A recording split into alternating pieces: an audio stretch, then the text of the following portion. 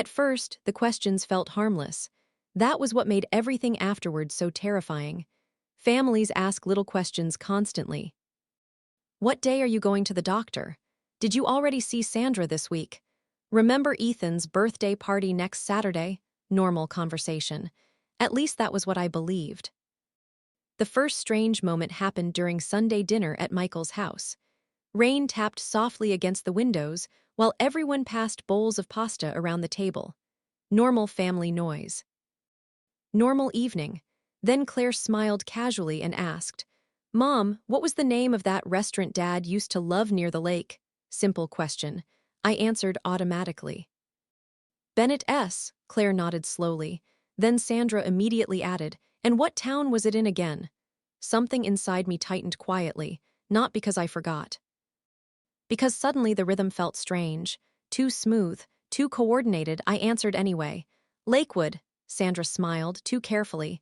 "There you go. There you go. Interesting phrase, not exactly." Not, "That's right. There you go." The kind of gentle encouragement people use with frightened children or recovering patients. That hurt more than anything else. Then another memory surfaced suddenly.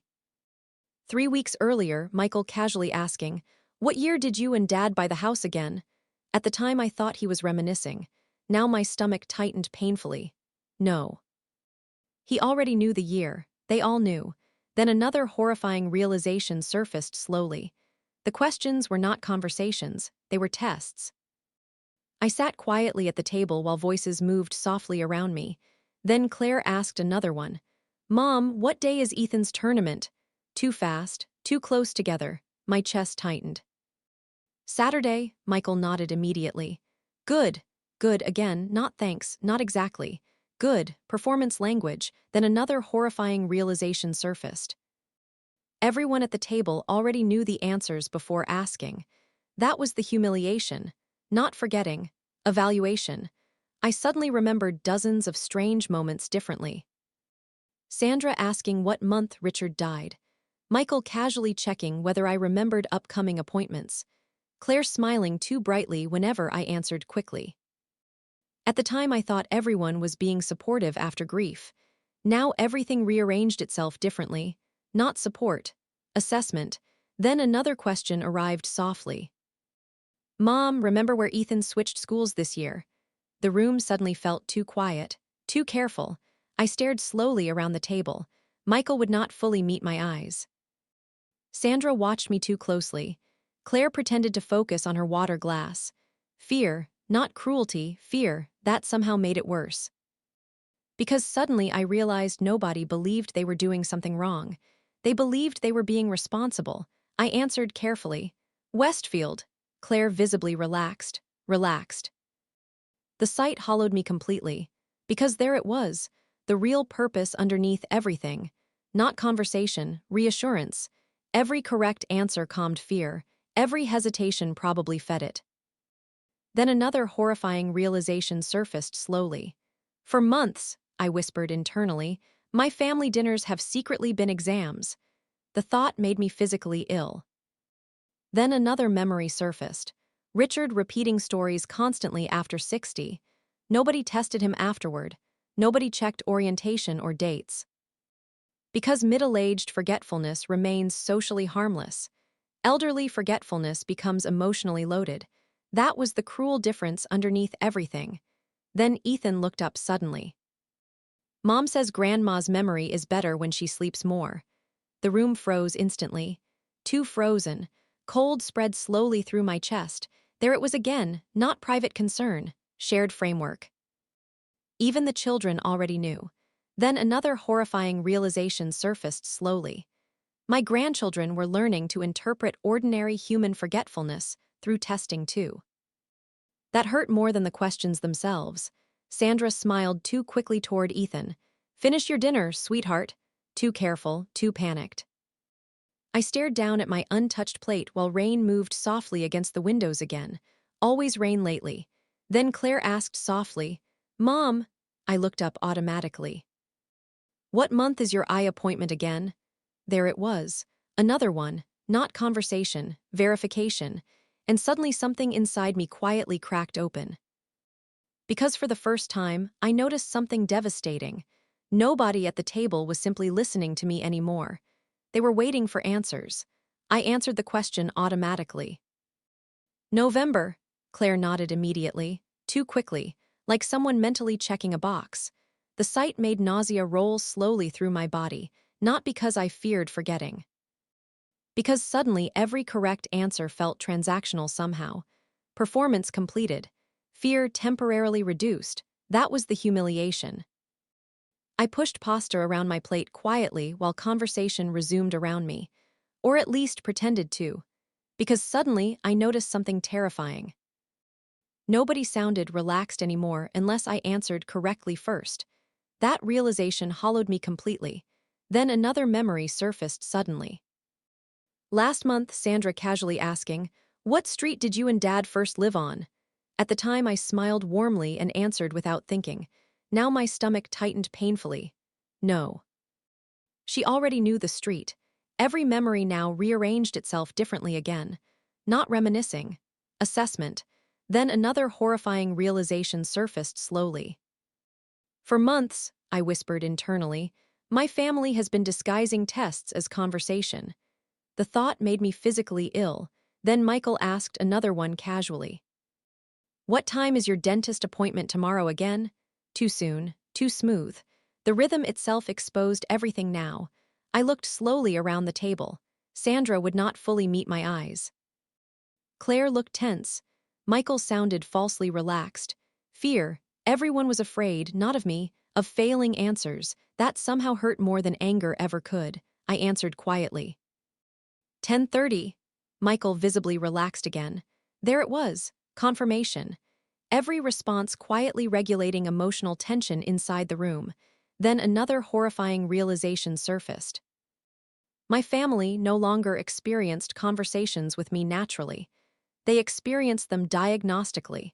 That was the deepest loneliness underneath everything. Then Ethan suddenly asked innocently, "Grandma, why do they always ask you questions?" The room froze instantly. Perfect silence. Children always notice patterns adults pretend are invisible. Sandra's face drained immediately. Michael stared down at his plate.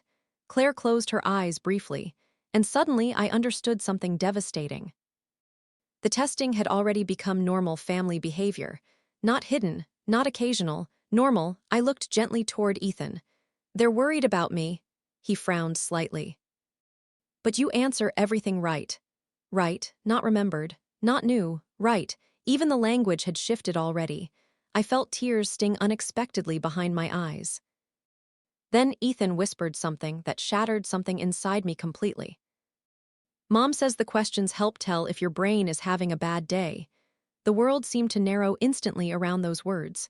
Bad day again, always bad days. Good days, sharp days. Fear constantly fragmenting my humanity into fluctuating categories. I stared slowly toward Sandra. "You talk about this in front of him." Sandra covered her mouth immediately. Not defensive. Not explanatory. Ashamed. Then another horrifying realization surfaced slowly. My grandchildren were already learning to experience me conditionally too, not simply grandma, performance-based grandma. Sharp today, confused tomorrow. Good answer tonight. That hurt more than the tests themselves. Then another memory surfaced suddenly. Richard forgetting movie titles constantly after 60. Everyone laughed affectionately. Nobody quietly verified dates afterward. Nobody tested orientation. Because middle-aged forgetfulness remains socially safe. Elderly forgetfulness becomes emotionally threatening. That was the cruel difference underneath everything. I stared down at my hands resting beside the untouched plate. Then another horrifying realization surfaced. I had already started preparing for these dinners mentally beforehand, reviewing appointments, repeating names internally, rehearsing details. Not because I was confused, because I was terrified of hesitation. God help me. I had already internalized the testing system. That was the real tragedy. Fear repeated often enough eventually teaches older adults to perform memory constantly around the people they love most. Then Claire whispered softly, "We're just trying to be careful." Careful. Interesting word, not trusting, not listening, careful. Fear always disguising surveillance as responsibility. I looked slowly around the table. My children looked exhausted lately. Not from caring for me, from carrying constant anticipatory grief. That realization softened something painful inside me briefly, not enough to erase the damage, but enough to finally understand its shape completely. Then another memory surfaced. The night Richard died, Michael whispering in the hospital hallway, "I can't lose Mom too. God help me." Maybe everything afterward started there, not with forgetfulness, not with repeated stories, trauma. One devastating loss quietly teaching my children to emotionally scan every ordinary imperfection afterward for signs another loss might already be beginning. That did not erase the humiliation. But finally, it explained why fear entered every room before I did. Then another horrifying realization surfaced slowly. The questions were not actually helping my family feel calmer. They were feeding the fear. Every hesitation became emotionally loaded. Every correct answer only temporary relief. Fear feeds beautifully on constant testing. Then I quietly admitted something devastating for the first time. I dread family dinners now. Sandra looked up immediately. What? I feel like I'm taking exams. The room stayed completely still, because there it was, perfect truth, not conversation, performance. Fear repeated often enough eventually teaches older adults to experience ordinary family interaction like an invisible cognitive test. They might fail publicly. Then another memory surfaced suddenly. Stopping halfway through stories lately because panic suddenly convinced me everyone was monitoring repetition again. God help me. I had already started shrinking myself voluntarily. That was the real tragedy, not aging, psychological conditioning. I looked directly at my children across the quiet dining room, then softly asked, "Do you know what I miss most?" Nobody answered. Being listened to instead of evaluated. The sentence settled heavily through the room, because there it was, the deepest wound underneath everything. The quiet loss of ordinary humanity inside one's own family. After that dinner, I started noticing the questions everywhere. That was what terrified me most, not isolated moments, a system. Once I finally recognized the pattern, I could not stop seeing it. Sandra calling casually, "What day did you say your appointment was again?" Michael texting, "Still seeing Mrs. Ellis tomorrow." Claire smiling softly during lunch. "Remember what Ethan dressed as for Halloween last year? Always gentle. Always disguised as ordinary conversation." Yet suddenly every question carried invisible pressure underneath it. Not connection. Verification. That was the humiliation. I no longer experienced family interaction naturally. I experienced anticipation. Then another horrifying realization surfaced slowly. "For months," I whispered internally one night, "I've been living inside invisible testing." The thought hollowed me completely. I sat alone at the kitchen table while rain tapped softly against the windows again. Always rain lately. Richard's old coffee mug rested near the sink. The hallway clock ticked softly through the silence. Normal house, normal evening. Yet suddenly I felt emotionally trapped inside my own family. Then another memory surfaced suddenly. 3 weeks earlier, Sandra asking, "What was the name of Dad's fishing friend again?" At the time I thought she wanted to reminisce. Now my stomach tightened painfully. No. She already knew the name. Every memory rearranged itself differently again. Not nostalgia. Assessment. Then another horrifying realization surfaced. Every correct answer probably became emotional reassurance afterward. The thought made me physically ill. I suddenly imagined conversations happening after I left rooms. She remembered everything tonight. She seemed sharper. She hesitated before the dentist question. Sharp again, always sharp, clear, good today. Performance language quietly replacing humanity everywhere. Then another memory surfaced. Richard forgetting names constantly after 60.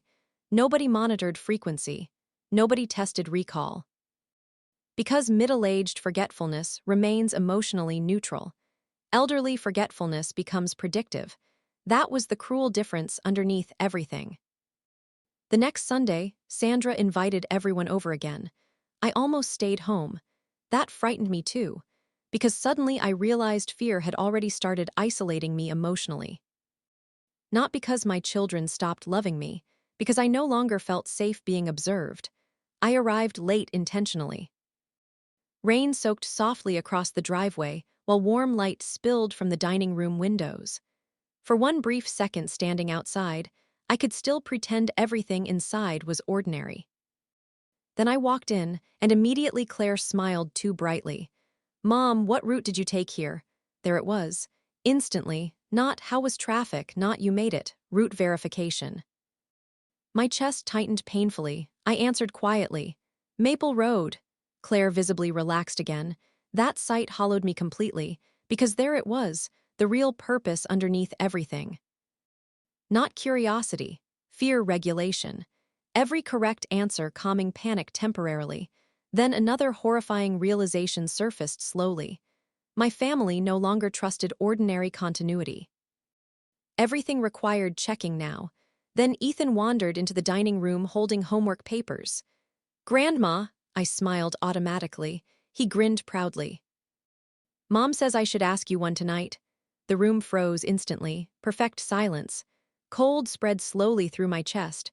One tonight, routine, normalized testing. Sandra looked horrified suddenly. "Ethan," but the boy continued innocently. "What's my teacher's name?" The world seemed to narrow instantly around those words, not because the answer was difficult. Because suddenly I realized something devastating. The testing had become a game, something structured, repeated, expected. My grandchildren were now participating too. That hurt more than anything else. I answered softly. "Mrs. Keller." Ethan smiled proudly. "See, I told you, not remembered, not new, past." The room stayed painfully silent afterward. Because suddenly everyone finally saw the emotional shape of what the testing had become. Not hidden concern anymore. Family culture. Then another memory surfaced suddenly. Richard telling the same camping story every Thanksgiving. Nobody tracked frequency. Nobody quietly compared responses afterward, because middle-aged repetition remains human. Elderly repetition becomes emotionally loaded. That was the cruel difference underneath everything. I stared slowly around the dining room. My children looked exhausted lately, not from caring for me, from constantly scanning me. That realization softened something painful inside me briefly, not enough to erase the humiliation, but enough to finally understand its shape completely. Then Sandra whispered softly, "We thought if we asked casually it would feel less upsetting." Casually, interesting word, not respectfully, not honestly, casually. Fear always disguising surveillance as conversation, I looked directly at her. It didn't feel casual.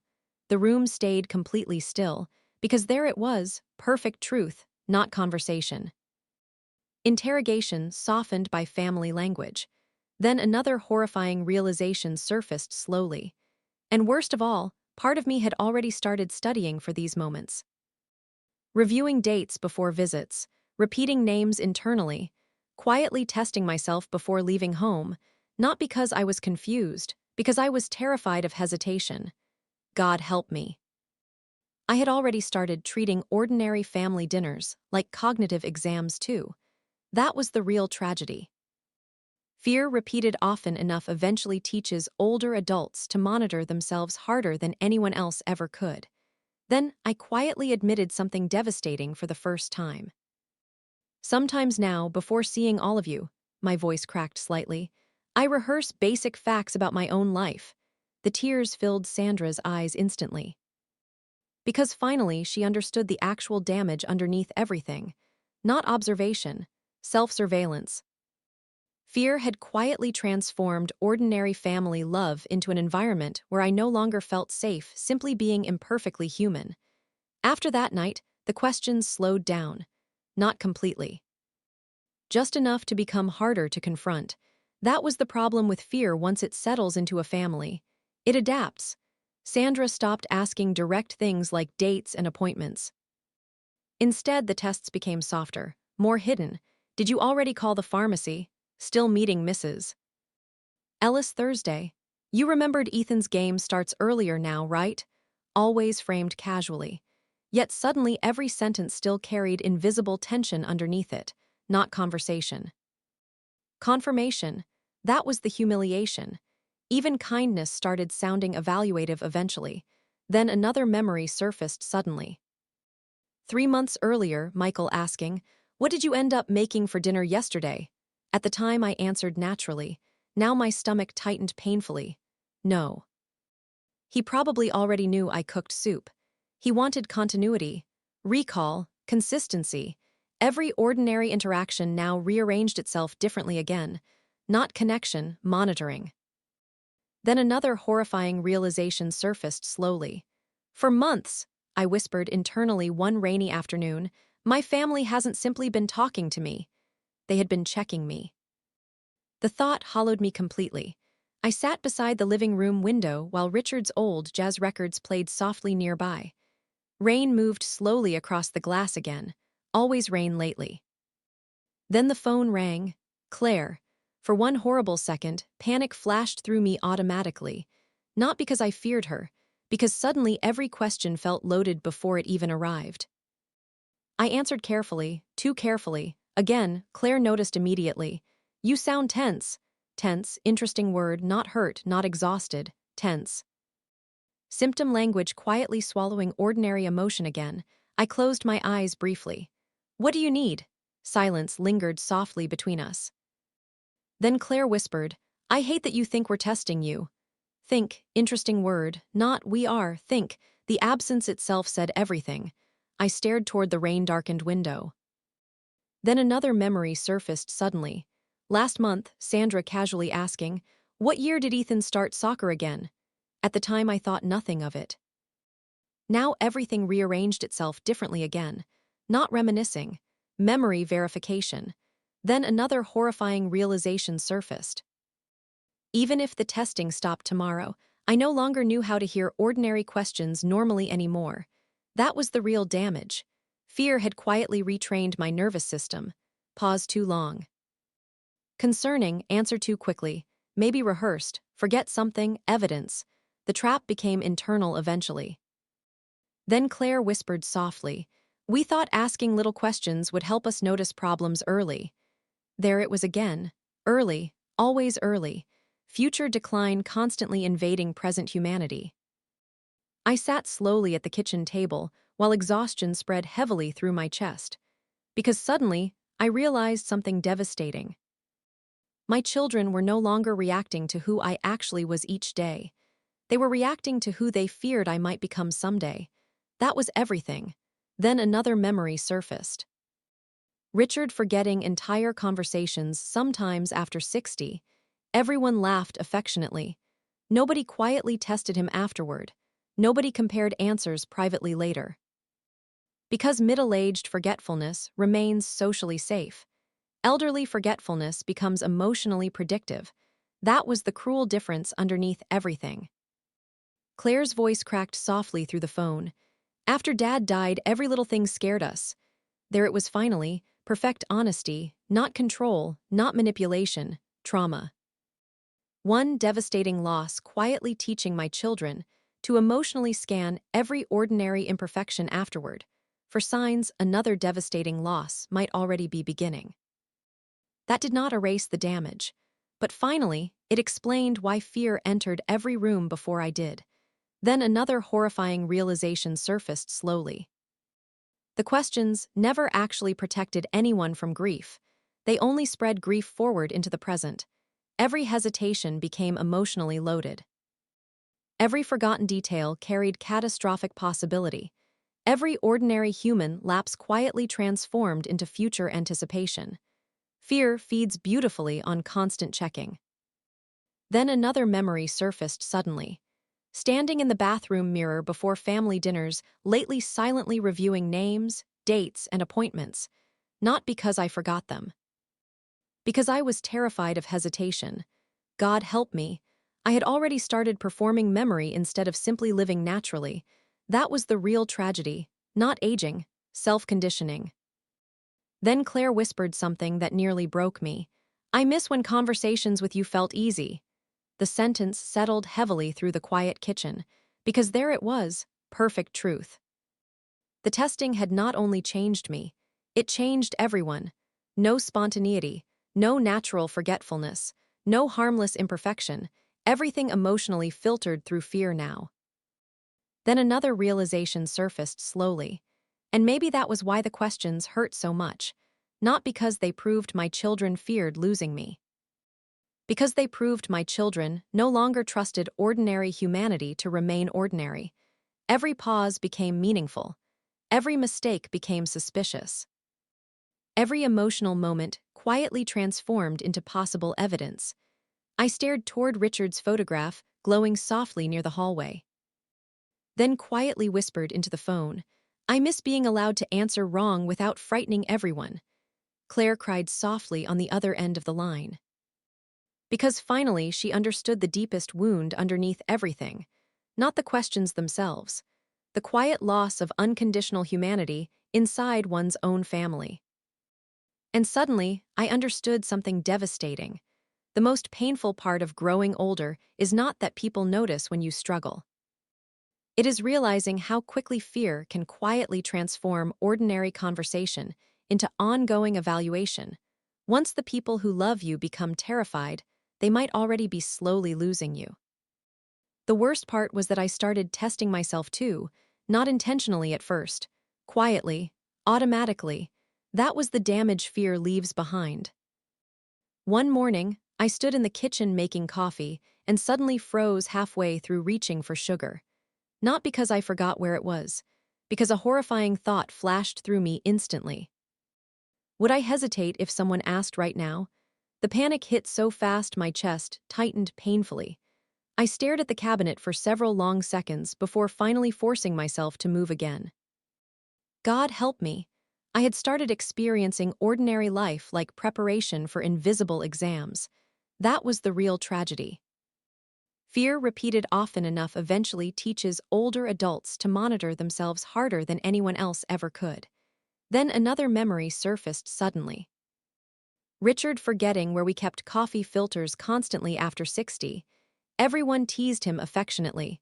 No concern, no hidden evaluations, no emotional tension around harmless forgetfulness. Because middle-aged mistakes remain socially safe, elderly mistakes become emotionally loaded. That was the cruel difference underneath everything. I sat slowly at the kitchen table while rain tapped softly against the windows again. Always rain lately. Then another horrifying realization surfaced slowly. For months, I whispered internally, I've been trying to sound cognitively healthy instead of simply human. The sentence hollowed me completely. Then the phone buzzed softly. Sandra. For one horrible second, panic flashed through me automatically. Not because I feared her, because suddenly every interaction carried invisible emotional consequences underneath it. I answered carefully, too carefully. Again, Sandra noticed immediately. You always sound nervous talking to us lately. Nervous. Interesting word, not hurt, not exhausted. Nervous. Even emotional reactions now quietly sounding clinical somehow. I closed my eyes briefly. Because I feel watched. Perfect silence answered me. Heavy silence. Not defensive, not argumentative. Recognizing silence, then Sandra whispered softly, we stopped asking the questions. Stopped, interesting word, not ended this, not fixed this, stopped. The questions disappeared. The framework remained. That was what frightened me most. Good day, sharp today, better lately. Fear had already trained everyone to interpret me through fluctuation instead of continuity. Then another memory surfaced suddenly. Last month, Michael casually asking, what time was your appointment again? At the time, I answered automatically. Now my stomach tightened painfully. No. Nothing about the question had been casual. Every memory rearranged itself differently again. Not conversation. Verification. Then another horrifying realization surfaced. Even if my family never tested me again, I would probably keep anticipating tests anyway. That was the real damage underneath everything. Psychological conditioning. Then Sandra whispered softly, I think after Dad died, we became terrified of surprises. There it was finally, the deepest truth underneath everything, not memory problems, not aging, trauma. One devastating loss quietly teaching my children that ordinary life could collapse without warning. After that, every forgotten detail felt dangerous. Every hesitation felt loaded. Every emotional moment quietly carried catastrophic possibility. That did not erase the humiliation. But finally, it explained why fear entered every room before I did. Then another memory surfaced. The night Richard died, Claire whispering, "I should have noticed sooner that something was wrong." God help me. Maybe that sentence poisoned everything afterward. Not because my children wanted control, because they became convinced vigilance might prevent future pain. That was the tragedy. Fear had quietly transformed love into surveillance, while convincing everyone it was responsibility. Then another horrifying realization surfaced slowly. The questions never actually reassured my family for long. Every correct answer only created temporary relief before fear needed another one. Fear feeds beautifully on constant checking. I stood slowly and walked toward the rain-darkened kitchen window. Then another memory surfaced suddenly. Stopping halfway through stories lately because panic convinced me everyone was secretly measuring repetition again. Not because I forgot the story. Because I feared what forgetting might mean to everyone else. God help me, I had already started shrinking myself voluntarily. That was the real tragedy, not aging, self-erasure. Then Sandra whispered something that nearly broke my heart. "I miss hearing you talk freely." The sentence settled heavily through the quiet kitchen, because there it was, perfect truth. The testing had not only changed how my family listened to me, it changed how I existed around them, less spontaneous, more careful, constantly self-monitoring. Fear had quietly stolen ordinary humanity from all of us. Then another realization surfaced slowly. And maybe that was why the questions hurt so deeply, not because my children feared losing me. Because they stopped trusting ordinary imperfection to remain harmless. Every mistake became possibility. Every pause became evidence. Every forgotten detail quietly transformed into emotional warning signs. I stared toward Richard's photograph, glowing softly beneath the hallway light. Then quietly whispered into the phone, "I miss being able to forget something without feeling like the room changes." Sandra cried softly on the other end of the line. Because finally she understood the deepest wound underneath everything. Not the testing itself. The quiet loss of emotional safety inside ordinary conversation. And suddenly, I understood something devastating. The most painful part of growing older is not that people notice when you struggle. It is realizing how quickly fear can quietly transform ordinary human interaction into ongoing evaluation. Once the people who love you become terrified, they might already be slowly losing you. The questions finally stopped completely after Ethan cried. That was what changed everything. Not arguments, not confrontation. A child crying at the dinner table because he thought one wrong answer from Grandma meant something terrible might happen. Sandra called me the next morning sounding exhausted. We scared him. There it was, perfect truth. Not protected him, not prepared him, scared him. I sat quietly at the kitchen table while rain moved softly against the windows again. Always rain lately. Then another memory surfaced suddenly. Ethan proudly asking, "What's my teacher's name?" The hopeful look in his eyes, the relief afterward when I answered correctly. God help me. Even my grandson had already learned to emotionally relax around successful memory performance. That realization nearly broke me. Because suddenly I understood how deeply fear had spread through the family, not just the adults, everyone. Then Sandra whispered softly through the phone, "He thought if you forgot enough answers, you might disappear." The room seemed to narrow instantly around those words. Disappear, not decline. Not struggle, disappear. Children understand emotional truths more clearly than adults sometimes do. That was what all the questions had really been about underneath everything. Not information. Fear of loss, then another memory surfaced. The night Richard died, Ethan asking, "Where did Grandpa go?" No one had good answers then either. Maybe that was the tragedy. Once children watch death enter a family, adults start trying desperately to predict the next loss before it arrives. That desperation poisons everything eventually. Then another horrifying realization surfaced slowly. The questions had never actually been about memory. They were attempts to control uncertainty. The thought settled heavily through the quiet kitchen. Then Sandra whispered something that nearly broke my heart. "I think we stopped letting you just be human." There it was finally. The deepest truth underneath everything. Not control, not management, fear. Fear quietly transforming ordinary imperfection into emotional threat, because everyone became terrified of missing warning signs. I closed my eyes briefly, while rain tapped softly against the windows. Then another memory surfaced suddenly. Richard forgetting movie endings constantly after 65. Everyone laughed affectionately. No testing, no hidden evaluations. No relief afterward when he answered correctly. Because middle-aged forgetfulness remains emotionally safe. Elderly forgetfulness becomes loaded with possibility. That was the cruel difference underneath everything. Then another realization surfaced slowly. And maybe that was why the testing hurt so deeply, not because my children feared losing me. Because they stopped trusting ordinary humanity to stay ordinary. Every hesitation became meaningful. Every repeated story became emotionally charged. Every forgotten detail quietly transformed into possible evidence. Fear had quietly rewritten the emotional rules of the family itself. Then Sandra arrived later that afternoon carrying groceries. No questions this time, no subtle checks, no casual memory prompts, just groceries, human groceries. The simplicity of that nearly made me cry. We unpacked them quietly together while soft jazz played from the living room radio. Normal afternoon, normal silence.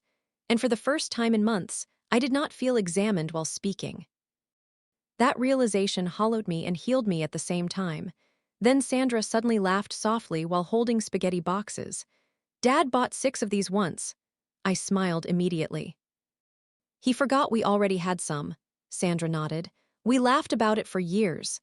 There it was, perfect clarity, the same behavior, different interpretation. Richard's forgetfulness remained human because nobody feared it yet. Mine became threatening because grief had already prepared everyone emotionally for another loss. That was the tragedy, not aging. Interpretation shaped by fear. Then Sandra quietly admitted something devastating.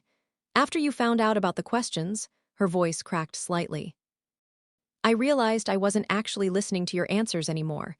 I looked toward her slowly. "What do you mean?" "I was listening for signs."